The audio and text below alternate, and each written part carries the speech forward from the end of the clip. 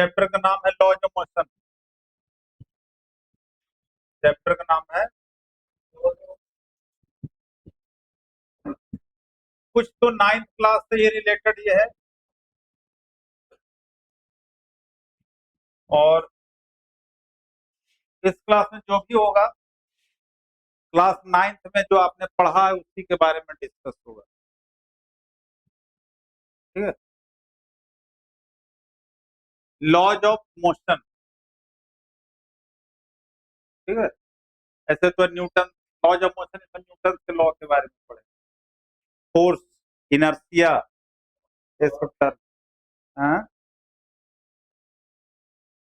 हाँ, तो सबसे पहले हम देखो फोर्स होता क्या है, व्हाट इज द फोर्स। अगर आपसे पूछो कि फोर्स क्या है, फोर्स है क्या, व्हाट इज द फोर्स। ऐसे तो हम लोग पढ़ेंगे पुल और push, that is called force, लेकिन ब्रॉड मीनिंग क्या है, क्या कह रहा था। हाँ, ऑब्जेक्ट के ऊपर जो अप्लाई होता है।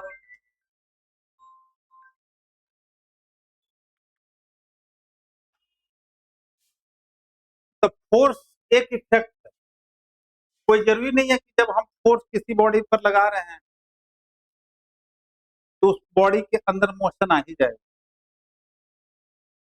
लेकिन हम फोर्स लगाए किस लिए, पर्पस क्या है। पर्पस तो है क्या कि उसको पोजीशन को चेंज करना। ऐसे तो कोई नहीं, ऐसे कोई ऐसे होगा सर जो है हाथ मारते रहेगा दीवार। जब फोर्स हमने लगाया, फोर्स वही लगाते हैं जहां पर कोई ना कोई इफेक्ट होना चाहिए। तो इसलिए कहता है कि फोर्स एक इफेक्ट है, force is an effect which, जो कि ट्राई टू, वो जरूरी नहीं है कि हाँ चेंज ही कभी, try to change the position, try to change the position of an object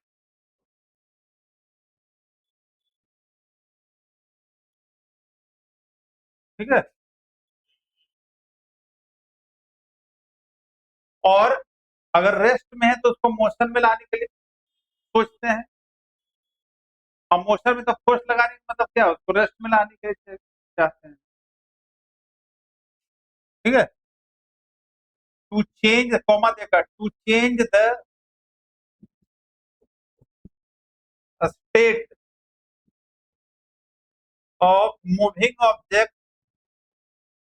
moving object, to change the position of moving object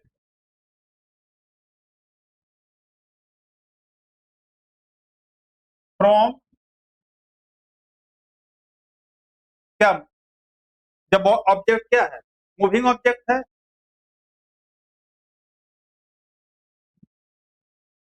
to change the state of moving object, और changes the shape of an object. Force लगाने का मतलब यह है कि rest में तो उसको मोशन में लाने चाहते हैं, मोशन में है तो रेस्ट में लाना चाहते हैं। ठीक है, उसके शेप को चेंज करना चाहते हैं। ये सारी इफेक्ट को कहते हैं क्या चीज, फोर्स। तो इसके बेसिस पर फोर्स जो है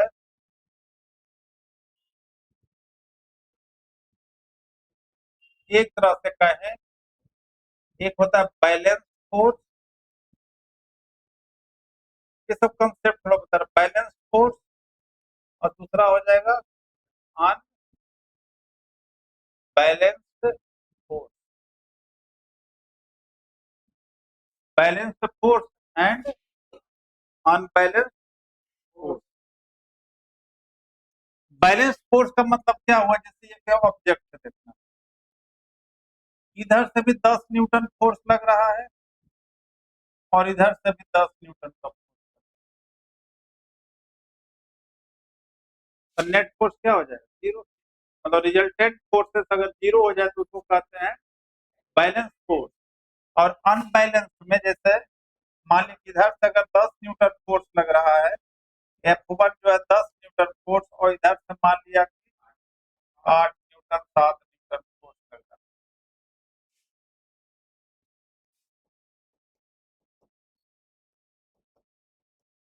तो ये हो गया अनबैलेंस फोर्स, क्योंकि नेट फोर्स इसका जीरो नहीं है। नेट फोर्स जो है इसका, नेट फोर्स जो है जीरो नहीं हुआ, लेकिन इसका नेट फोर्स जो हो गया क्या, कि नेट फोर्स कैसे नेट फोर्स निकालते हैं, F1 माइनस F2, तो जीरो हो गया, तो बैलेंस हो गया। ठीक है,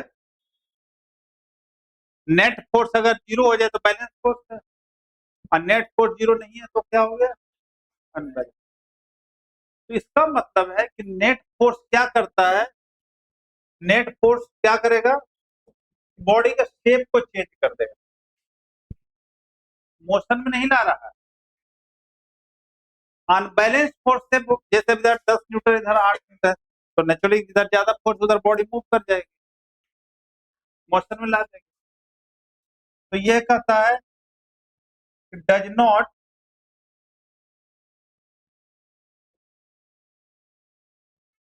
क्या change,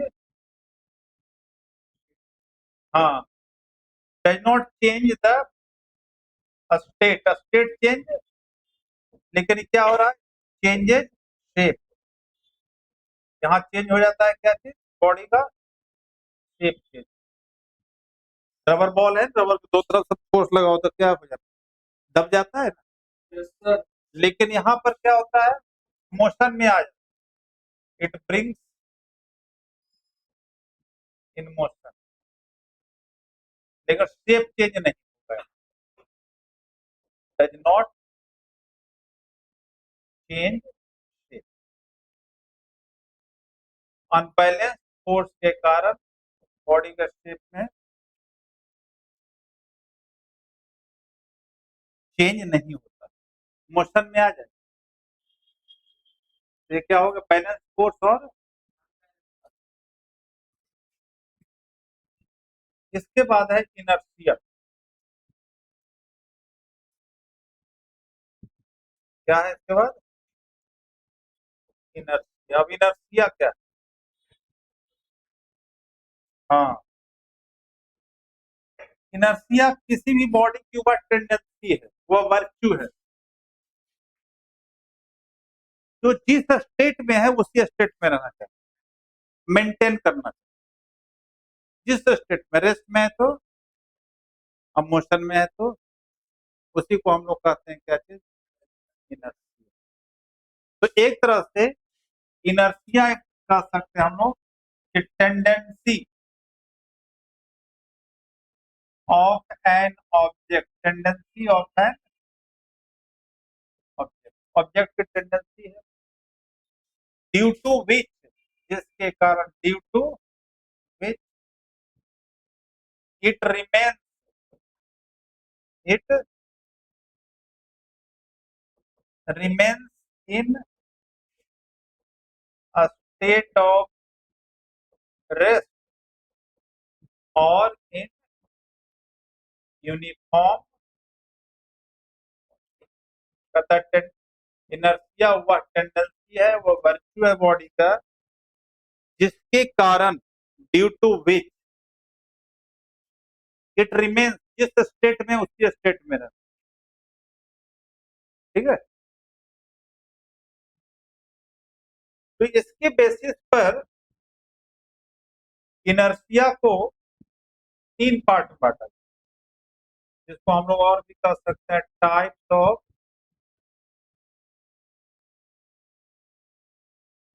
types of inertia.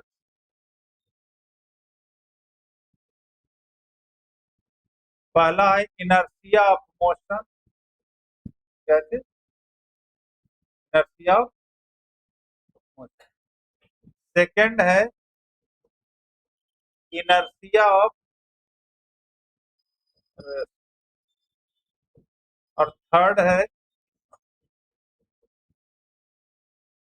Inertia of direction. Inertia of motion, inertia of rest and inertia of direction. तीन तरह से का इनर्शिया होता है। इनर्शिया ऑफ मोशन जो मोशन में रहेगी, इनर्शिया ऑफ रेस्ट और इनर्शिया ऑफ डायरेक्शन, जिस डायरेक्शन में मोशन उसी डायरेक्शन में रहना चाहिए। इसका एग्जांपल 9th क्लास में पढ़ा भी होगा सर। इनर्शिया मोशन का एग्जांपल, जैसे सपोज दैट मोशन में कि you are sitting inside the moving bus, और क्या होता है जब बस में मूव करे तो आपकी बॉडी भी तो मोशन में है ना, and driver suddenly apply the brake, तब पैसेंजर क्या होता है, फॉल्स फॉरवर्ड। किसके कारण? Due to inertia of motion, because our lower part of the body, हमारा बॉडी फ्लेक्सिबल है, lower part of the body contact in the motion, क्या bus है, the lower part comes at rest with the bus, but upper part of the body wants to continue in motion, क्यों? Due to the inertia of motion. तो ये हो गया क्या चीज? Inertia of motion का। अब इनर्शिया ऑफ रेस्ट, अच्छा इनर्शिया ऑफ मोशन का और कोई एग्जांपल? इनर्शिया ऑफ मोशन का और कोई एग्जांपल? हाँ हाँ, तो उससे क्या होगा, दे सकते हो उसमें एग्जांपल दे सकते हो, तो क्या हो जाएगा? देखो, हॉर्स राइडर जो होता है, गैलोपिंग मतलब फास्ट मूविंग हॉर्स राइडर, बीच में सडनली अगर कोई हर्डल आ जाए कोई, तो क्या होता है, हॉर्स तो वहीं पर गिरता है, लेकिन साथ साथ राइडर जो है क्या आगे की ओर फेंका जाता है। क्यों? क्या हर्डल का हॉर्स तो वहीं पर आ गया, रेस में आ गया, लेकिन उस पर बैठा हुआ जो राइडर है, हॉर्स राइडर, क्या होता है, मोशन के कारण, क्योंकि उसकी बॉडी चाहती कंटिन्यू मोशन, तो वो और आगे जाकर, या रनिंग एथलेट जो 100 मीटर 400 मीटर के रन जो करता है, तो उसमें क्या होता है, ऐसा नहीं होता है कि टारगेट पहुंचने के बाद एकदम वहीं पर स्टॉप, ऐसा तो नहीं होता है, धीरे धीरे स्टॉप, क्योंकि अगर सडनली स्टॉप करेगा तब तो उसका सडनली क्या होगा, फेस के। हाँ, अनदर एग्जांपल है कि इट इज सजेस्टेड दैट कि वी शुड क्या take 2 or 3 step while getting down from the moving bus. होता है ना कितने बार बस जैसे रुकने वाली है, बस के रुकने से पहले लोग उतरना शुरू कर देता है, नहीं? तो उस समय क्या होना चाहिए कि 2-3 स्टेप बस के डायरेक्शन में हमें क्या होना चाहिए, आगे चलना चाहिए, 2-3 स्टेप हमें बस के डायरेक्शन में आगे चलना चाहिए। क्यों? नहीं तो क्या होगा, आगे का फेस बर्बाद हो जाएगा आगे का फेस बर्बाद हो जाएगा। तो ये सब जितना भी है क्या चीज है, उसी तरह से है इनर्शिया ऑफ रेस्ट। वही बस से एग्जांपल लेंगे, जब बस रेस्ट में है, मतलब बस रुकी हुई है, पैसेंजर बैठा हुआ उसमें, पैसेंजर भी रेस्ट में है, लेकिन जैसे ही बस चलती है तो हम लोग पीछे की ओर नहीं, क्यों? क्योंकि lower part of the body बस के साथ तो आगे बढ़ गई, लेकिन हमारे बॉडी तो फ्लेक्सिबल है, तो अपर पार्ट क्या चाहता है, रेस्ट में ही रहना, इसलिए पीछे की ओर, ठीक है। और कोई एग्जाम्पल? एक ग्लास लेते हैं, ग्लास के ऊपर एक थिक कार्ड रखते हैं, पेपर, थिक पेपर रखते हैं और उसके ऊपर क्वाइन प्लेस कर देते हैं और फ्लिक करते हैं कार्ड को, करके घर में भी देख सकते हैं। तो क्वाइन वहीं ग्लास में गिर जाता है और कार्ड क्या होता है, आगे की ओर बढ़ जाता है। पत्ती होती है ना, थिक पत्ती होनी चाहिए थोड़ा सा, और उस पर क्वाइन को हमने प्लेस कर दिया। अब क्लिक करो, मतलब फोर्स लगाओ, एकदम हॉरिजॉन्टल फोर्स किस पर लगाना है, ठीक कार्ड के ऊपर लगाना।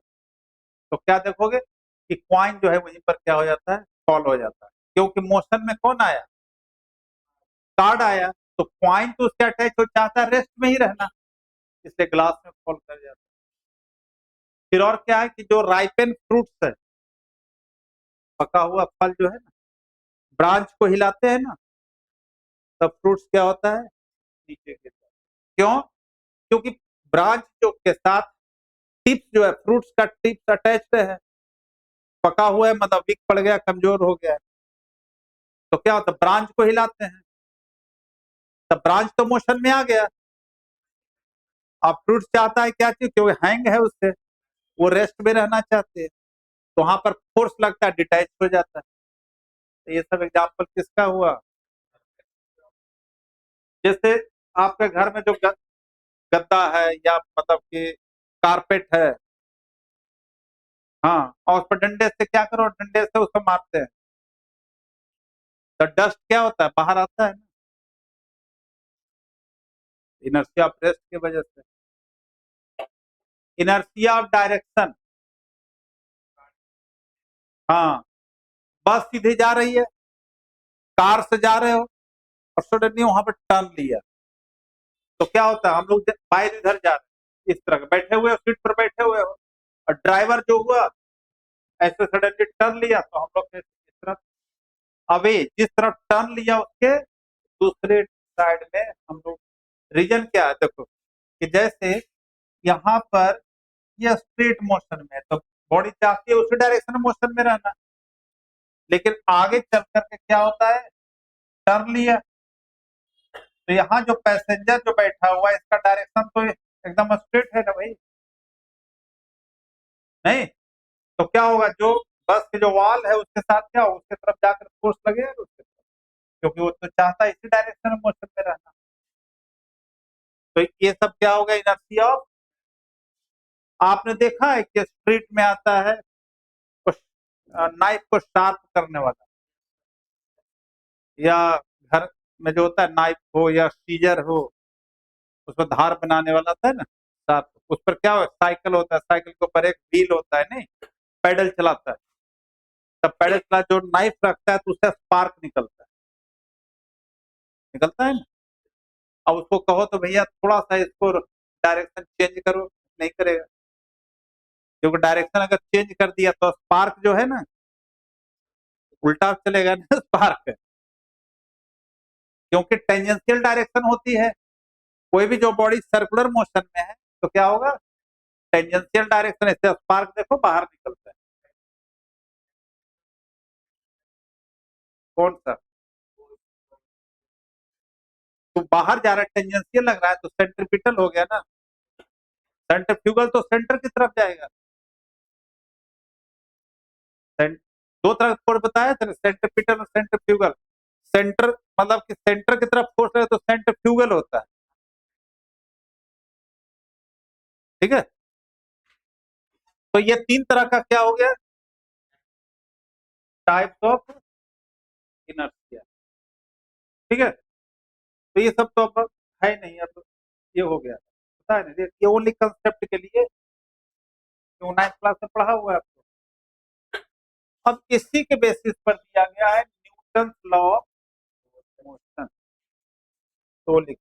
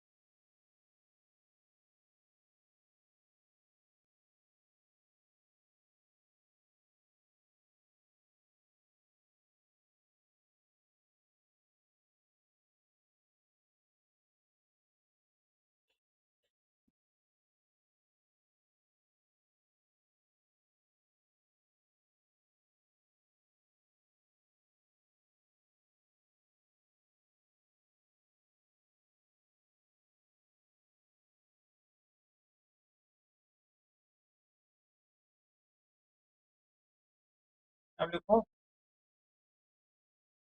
Newton law of motion. Newton law of motion.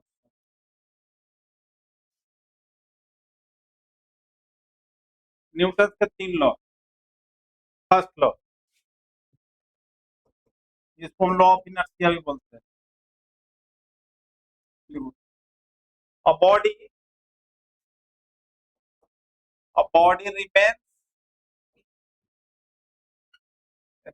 remains in a state of rest or in uniform motion।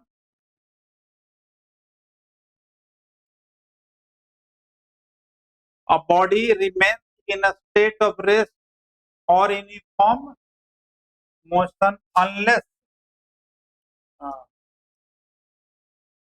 external force act या applied act on it। जब तक किसी बॉडी के ऊपर फोर्स न लगे तब तक जिस स्टेट में है, रेस्ट में है तो रेस्ट में, और मोशन में है तो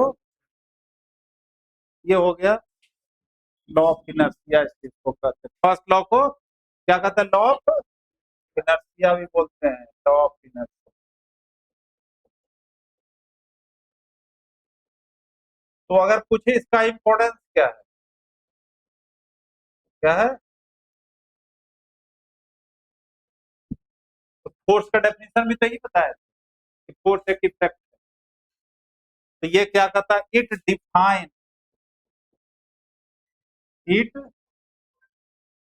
डिफाइन फोर्स। फोर्स को क्या करता है, फोर्स को क्या करता है, ये डिफाइन करता है।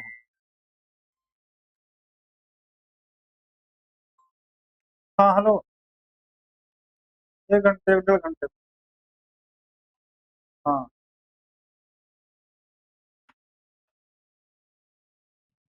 इट डिफाइन, फर्स्ट लॉ क्या करता है, फोर्स को डिफाइन करता है। Second law,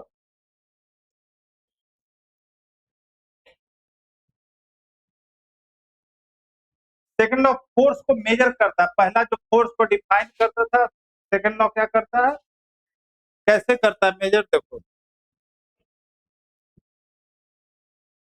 the rate of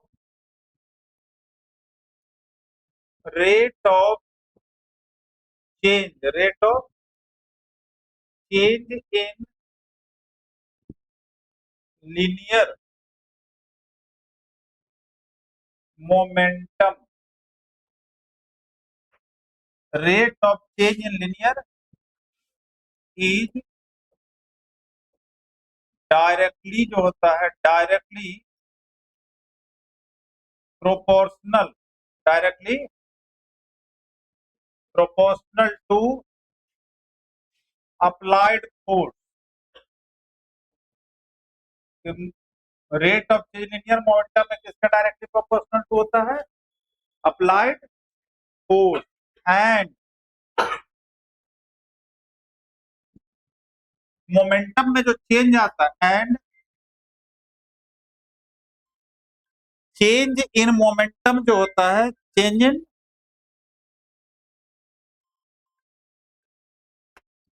hello प्रणाम, नहीं नहीं बोलो,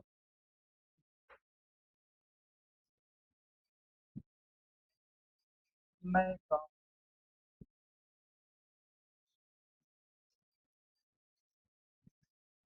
अच्छा मैं अभी मैं फोन करता हूँ तुम्हें, अब हाँ थोड़ा सा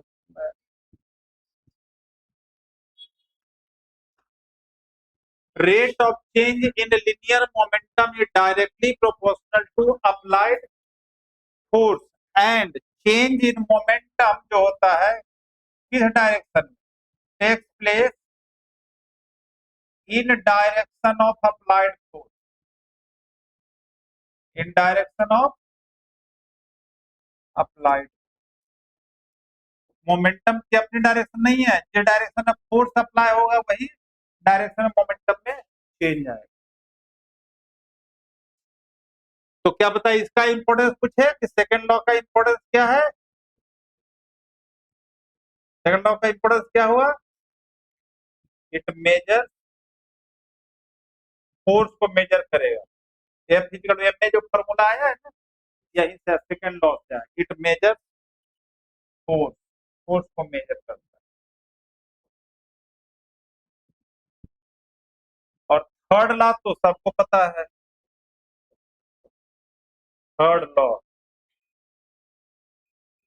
क्या? To every action, to every action there is equal, there is an equal and opposite, opposite reaction. यहाँ पर न्यूटन, न्यूटन कहता है कि हम गांधी जी की बात को नहीं मानते। ठीक है, गांधी जी की बात, गांधी जी का प्रिंसिपल यहाँ पर क्या हो जाता है, फिजिक्स में फेल हो जाता है। एक गाल पर थप्पड़ मारे तो दूसरा गाल नहीं, एक गाल पर थप्पड़ हो तो जवाब में तुरंत दो एक्शन का रिएक्शन हो, सोचो भी नहीं। एक्शन और रिएक्शन में टाइम नहीं लगना चाहिए। ठीक है, there is equal and opposite reaction, मतलब ये एक्शन और रिएक्शन की बात है। तो तीन लॉ क्या चीज है? थ्री लॉ, इसी को कहते हैं न्यूटन लॉज ऑफ मोशन। अब यहाँ पर टर्म आया है क्या चीज का? मोमेंटम का। क्या चीज? तो अब देखते हैं पहले कि मोमेंटम क्या होता है। एक्शन रिएक्शन हो गया, इसका इंपॉर्टेंस वही हो गया, एक्शन एंड,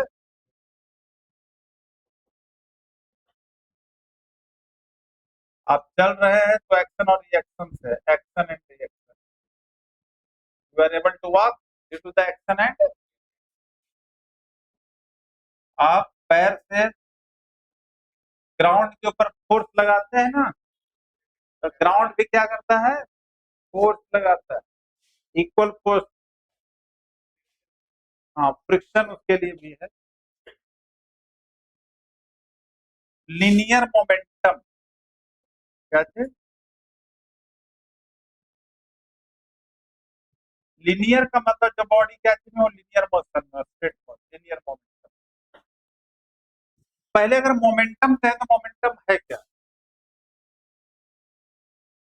किसी बॉडी में जो मोशन है ना, वही कहलाता है क्या? मोमेंटम। क्वांटिटी ऑफ मोशन क्या चीज? Quantity of motion contained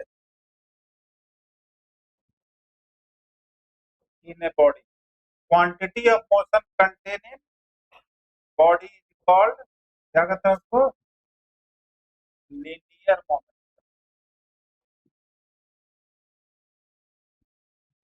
quantity of motion contain in a body is called linear momentum.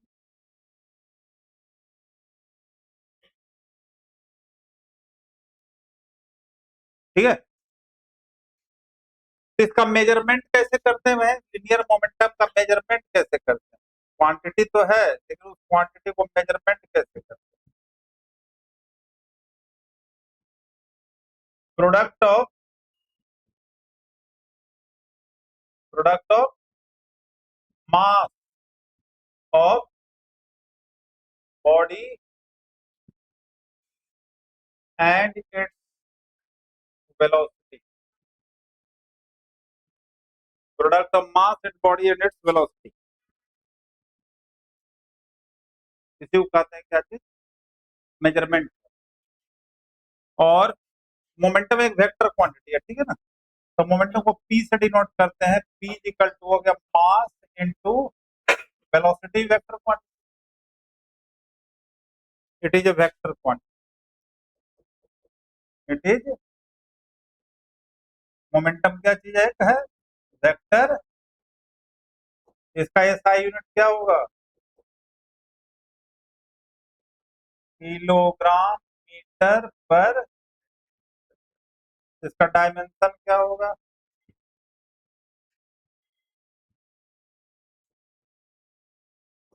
इसका डायमेंशन है M L T minus one, M L T minus one, mass into velocity होता है ना।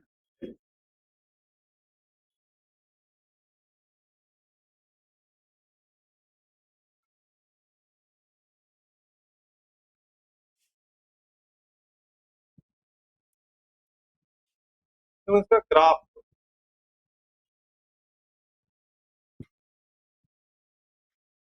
अगर graph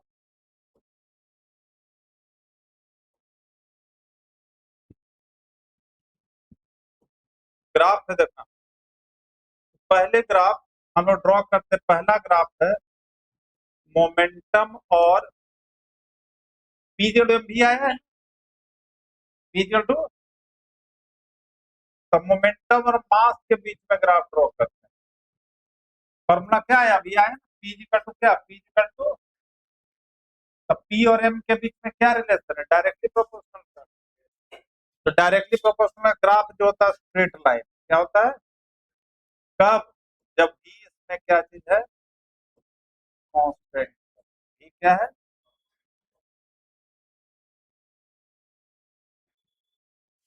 दूसरा graph है P और भी के बीच, पी और, तो पी और भी के बीच में डायरेक्टली प्रोपोर्शनल है, प्रोडक्ट है ना। तो इसका भी होता है, यहाँ पर क्या कांस्टेंट हो जाएगा एम कांस्टेंट।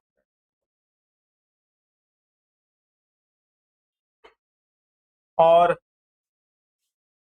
तीसरा ग्राफ है एम और भी के बीच में, एम और भी के बीच में ग्राफ है। तो एम और भी प्रोडक्ट है, इसका मतलब इनवर्सली प्रोपोर्शनल ग्राफ है। ये कैसा ग्राफ है, इनवर्सली प्रोपोर्शनल का। यहाँ पर पी कांस्टेंट, पी कांस्टेंट होने मतलब कि हेवी मास रहेगा। अगर फेंकने के लिए कहे, दो बॉडी दिया गया, एक हेवी और एक स्मॉल है, तो हेवी को कम स्पीड से फेंकोगे, लेकिन छोटा सा दिया जाए तो मतलब मास ज्यादा होगा तो वेलोसिटी कम, नहीं, अब मास कम हुआ तो वेलोसिटी इनवर्सली प्रोपोर्शनल हुआ मास और v के बीच में। तो ये तीन ग्राफ है मोमेंटम का।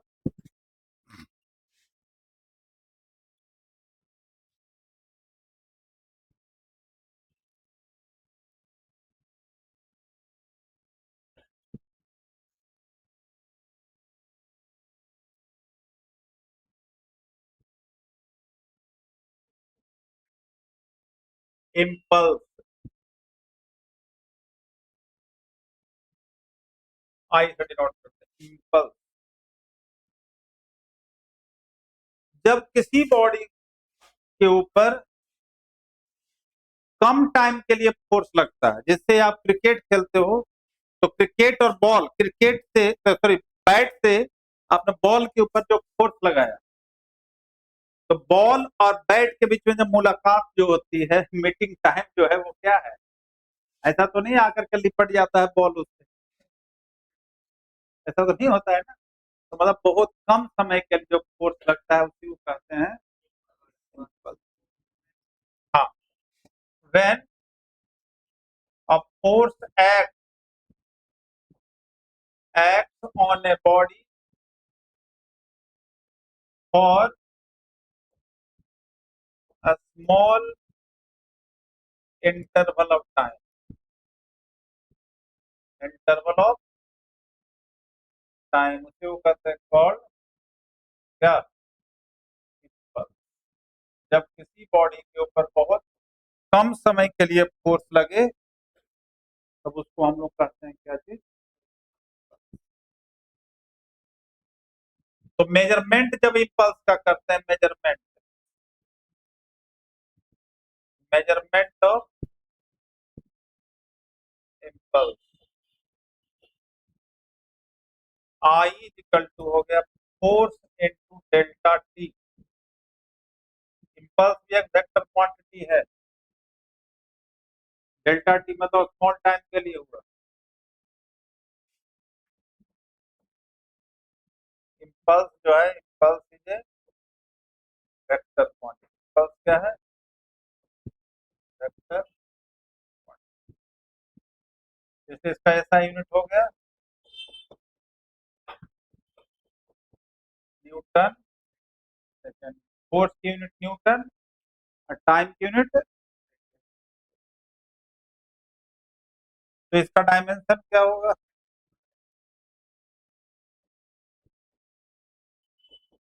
फोर्स का M L T minus two होता है, टाइम का टी कटे तो कितना हो जाए एम एल टी माइनस। इसका मतलब ये भी मोमेंटम का ही तो डायमेंशन ये भी है, मतलब इम्पल्स और मोमेंटम का डायमेंशन क्या होता है, इम्पल्स और मोमेंटम का डायमेंशन क्या होता है। तो इसका मतलब इम्पल्स और मोमेंटम में कोई ना कोई तो रिलेशन होगा, जो डायमेंशन सेम तो कोई ना कुछ रिलेशन। ठीक है।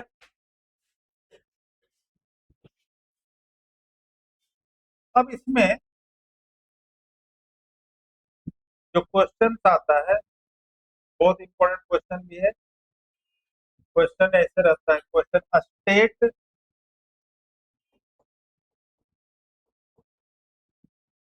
Newton second law, state Newton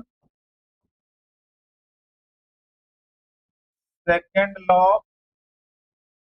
motion and derive, derive करना, डिराइव फॉर्मूला ऑफ फोर्स,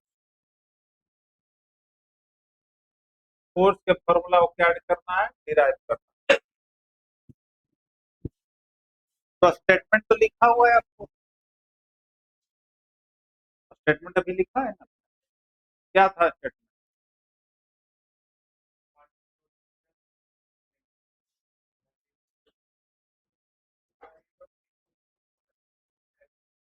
तो स्टेटमेंट तो आपने अभी लिखा ही है,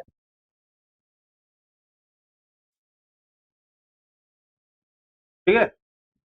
तो इसको डिराइव करते हैं, फॉर्मूला को क्या करते हैं, लेट एफ जो है अप्लाइड फोर्स, बॉडी के ऊपर क्या है, अप्लाइड। तब फोर्स अप्लाइड करेंगे तो उसका पोजीशन में चेंज आएगी, वेलोसिटी में चेंज आएगा। कुछ पहले वेलोसिटी में चेंज है तो क्या मोमेंटम हो गया ना। तो इसको हम लोग लिखते हैं डीपी। डीपी जो हो गया change in linear momentum, change in linear, change in linear momentum during time,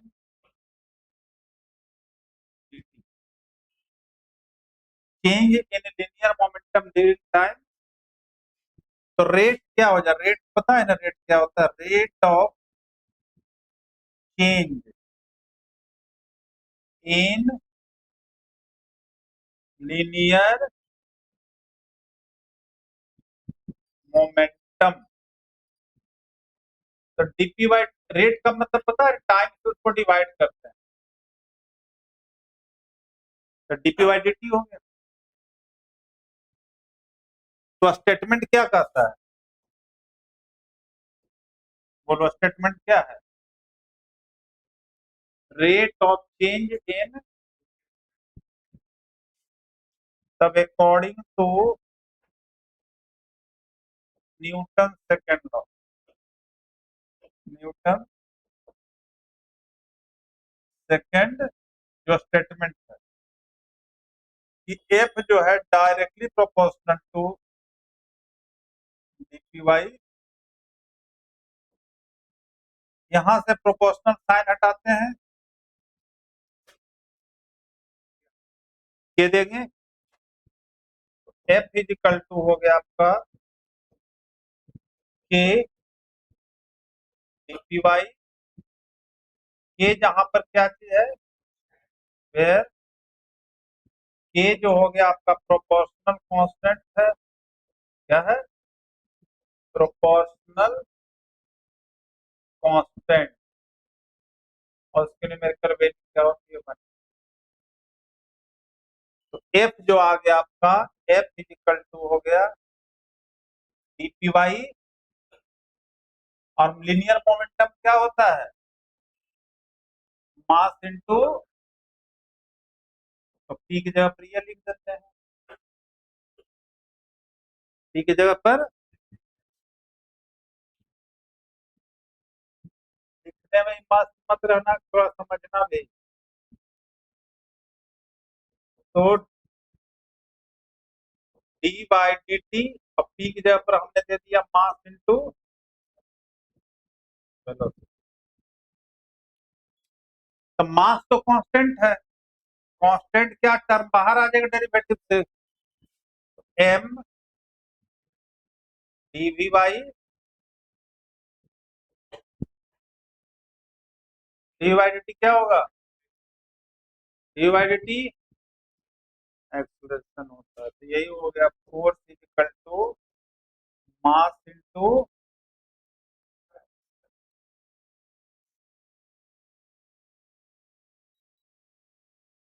ठीक है ना, डी बाई डी टी क्या होता है, एक्सलेशन होता है। अब देखो एक्सेलरेशन की डायरेक्शन क्या होगी, जो फोर्स का डायरेक्शन होगा, जो फोर्स का डायरेक्शन होगा उसी, है ना, जैसे अब देखो ये तो वेक्टर कोई भी एक्सिस पर हो सकता है, x axis, y axis, z axis, किसी पर भी हो सकता है, तो इसको तो मैग्नीट्यूड निकालना है, तो वेक्टर फॉर्म में आए, अगर इसको मैग्नीट्यूड निकालना है, तो जैसे हमने कहा ये एक्स एक्सिस होता है ना, ये वाई एक्सिस, और ये जेड एक्सिस, इधर जो यूनिट वेक्टर आई कैप होता है, इधर ये कैप, इधर, तो फोर्स जो वेक्टर है, एफ को हम लोग लिख सकते हैं, एफ को क्या लिखते हैं, एफ एक्स, एफ वाई, और एफ जेड, नहीं यूनिट वेक्टर नहीं पढ़े, इसको हम लोग ऐसे भी तो लिख सकते हैं, आई cap F x, a cap F y, a cap, नहीं लिख सकते, जैसे आपको बताए थे आई कैप जो वेक्टर अपॉन मैग्नीट्यूड होता है ना, i cap vector upon its क्या होगा, मैग्नीट्यूड, तो एक आई कैप है तो एक्स की तरफ होगा, तो एक्स हो जाए, तो एफ एक्स कितना होगा, देखो एफ एक्स जो लिए आई कैप एफ एक्स हो गया, और उसी को एक्सेलरेशन को हम लोग क्या लिख सकते हैं, a x, a y, a z, तो यूनिट वेक्टर का टर्म में लेंगे तो इसको भी क्या हो जाए, i cap a x, a cap a y, a cap a z, तो जो फॉर्मूला आया था एफ फिजिकल तो क्या था, एफ फिजिकल को mass into, then F physical to हमने लिखा जो मास इनटू एक्सेलरेशन है, तो एफ की जगह पर हमने क्या लिख दिया, i cap F x, a cap F y, a cap F, तो मास इधर हो गया था क्या, i cap a, a cap a y, और ए कैप,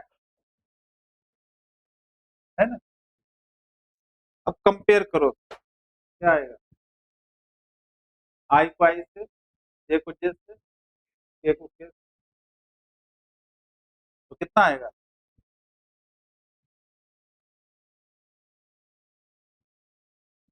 ये आ गया ना, इसको ऐसे लिख सकते हो ना, i cap m a x, a cap m a y k cap m. तो कंपेयर करते हैं, ऑन कंपेयरिंग, कंपेयर करते हैं। तो आई कैप किसको करोगे, एफ एक्स को एक्स वाले से, तो कितना आ गया, F x is equal to m a x हुआ। मतलब जब फोर्स एक्स एक्सिस पर लगेगा तो एक्सेलरेशन भी किधर होगा, एफ वाई, तो क्या हो जाएगा, एम ए वाई। और एफ जेड जो होगा तो एम ए जेड।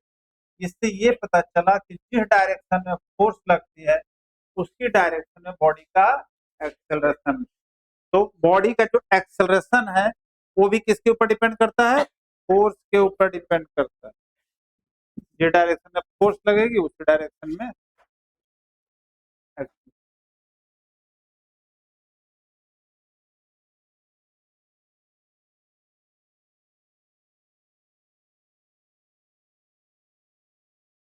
ठीक है, तो इसे first law, law of inertia उतना नहीं पढ़ना, मेन जो पढ़ना है हमें यहाँ पर क्या चाहिए, न्यूटन सेकेंड लॉ, और इसी से रिलेटेड क्या है, न्यूमेरिकल। इसी से रिलेटेड क्या है, न्यूमेरिकल। तो नेक्स्ट क्लास में पहले इसका हम न्यूमेरिकल देख लेंगे, एनसीईआरटी नहीं हो तो लेकर के आना, ठीक है, एनसीईआरटी।